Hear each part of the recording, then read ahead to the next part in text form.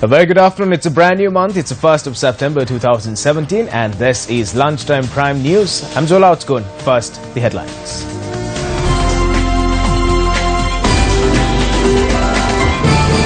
Motor accident in Ratnapura claims 3 lives. Petrol seeps into Kalu River after fuel bowser topples. Water supply disrupted to a number of areas. The Newsfirst National Anti-Corruption Campaign concludes. Sri Lanka lose out directly qualifying for the 2019 ICC World Cup.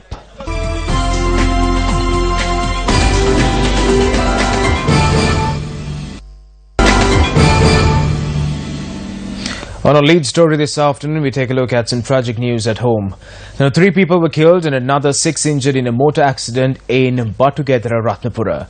Police said that the accident occurred when a car collided with a pickup truck. The deceased include 2 men and 1 woman. The injured are currently receiving treatment at the Ratnapura General Hospital.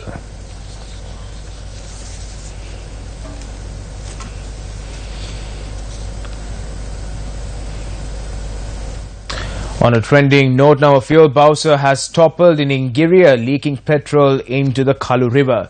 The National Water Supply and Drainage Board says that this has halted the work at the Horana water purification plant. The Water Board says that water supply to Moratua, Panadura, Nallurua, Kiriberia, Kesalwatta, Raigama, Bandaragama, Piliamdala, Kahatuduwa, Kasbava, Borolaskama and Horana have been disrupted as a result. The Water Board says that inspection of the water of the Kaluganga has commenced in order to recommence work at the water purification plant. The Disaster Management Centre says that a number of teams have been deployed to prevent the oil being leaked flowing further down the stream.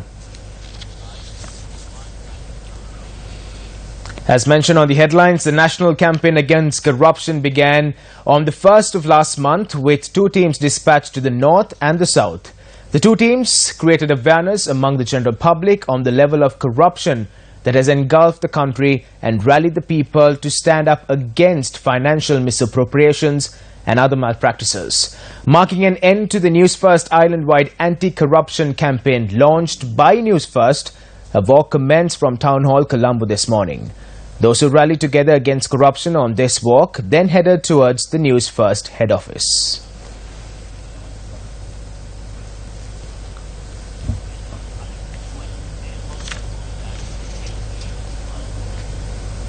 Leading lawyer Gomindasri spoke at the gathering. To act according to what is your conscience and do it honestly. If you're honest and if you're lawful, then there's nothing to fear. And that is why I say people fear to talk. People fear to talk to the media. Why? Because they have skeletons in their cupboards. So without skeletons, you can easily come forward. Secondly, I think it is very important that when you serve the government in any capacity, I as a lawyer can say you must do it without any favors, without any fees. It's a sacrifice you make for the country. Look upon it in that way. You will never come into any grief with a change of regime. Thirdly, I would say that you must always act correctly and properly. But there are certain instances where your flexibility within the law, that is permitted, but it must be kept within the permits of law. Fourthly, it's very easy to accuse. It's very difficult to prove it. Now in this, I think that this government has learned a lesson. So just because you are accused, you must not hold a party guilty till it's proved to be wrong. But proof is not forthcoming if the prosecutors are not able and competent and efficient. So therefore a regime can have to take blame if their administration is weak. A comprehensive report on that story will follow on our primetime news at 9 to 9. Meanwhile, we're keeping you on the know of the latest from the Weather Department, now issuing a weather advisory this afternoon. The Met Department predicts rain across the island today and tomorrow. The Met Department expects rain exceeding 150 millimeters in the northwestern, north central, western and Sabragamo provinces. Heavy rain exceeding 100 millimeters are expected elsewhere across the island. The department predicts strong winds to accompany the rains and warns the general public to take measures to prevent accidents caused by lightning.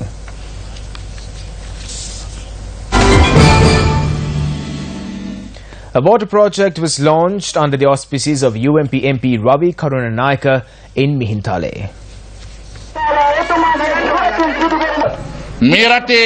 A no-confidence motion was brought against Minister Rajda Senaratne after he worked tirelessly towards reducing the prices of medicine and eye lenses and after he worked towards eradicating corruption in the island. This has become a joke today. Rajda Senaratne is a Minister of Health, but they have included matters of the Fisheries Ministry as well in their no-confidence motion. They do not have the capability of understanding even that. This no-confidence motion must be discarded for being against the law. But even if it is brought to Parliament, I assure you that we will obtain a two-thirds majority and show the strength of our Parliament. I would like to remind you that this government will not last for just 5 years, but at least another 15 years. A special program to present monetary donations to the temples took place at the Ministry of Education yesterday under the auspices of Subject Minister Akila Viraj Karyavasa.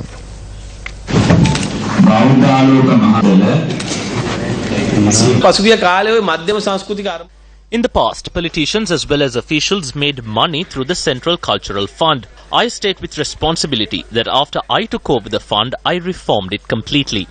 All we are trying to do is to help any place of worship that does not have money. As of now, we are to sign an agreement with the Dambalu Viharaya. I have handed over the agreement to the Mahanayaka and the custodian of the temple. The agreement states that from the money the Viharaya receives, 15% will be retained for the maintenance of the Viharaya and the other 85% be diverted to the Central Cultural Fund. This 85% of the funds will then be redirected to other deserving temples based on the advice of the Mahanayaka and the custodian of the temple. For your information, we receive nearly 15 million rupees from Sigiriya on a daily basis. අපිට ඇත්ත වශයෙන්ම සීගිරියෙන් දවසකට අපිට ලැබෙනවා කෝටි 1.5ක් විතර. ඔබ වහන්සේලා විශ්වාස කරනවා.